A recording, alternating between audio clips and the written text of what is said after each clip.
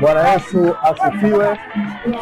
Kwa majina ninaitwa Injinia Emmanuel Natos Magori, ni mmoja kati ya wazee wa kanisa la Waadventista wa Sabato Mwongozo, na niko hapa mbele yenu leo. Tumekuja kwenye tukio maalum kabisa la ndondi.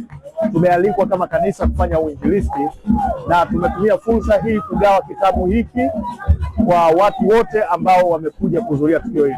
Kimsingi tumekuja na vitabu zaidi ya 500 na tunamshukuru Mungu, tukio hili limehudhuriwa na watu wengi na vitabu vimegaiwa kwa kila mtu ambaye amehudhuria katika tukio hili.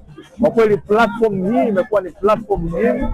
Tumefikia eneo ambalo sio kati ya maeneo rahisi ya kufikia katika uinjilisti.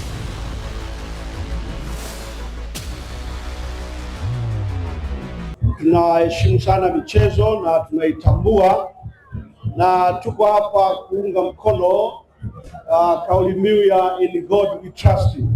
Katika Mungu tunaamini. Hii ni kanisa la Mwongozo katika utumu, tunaendelea na kazi ya Injili.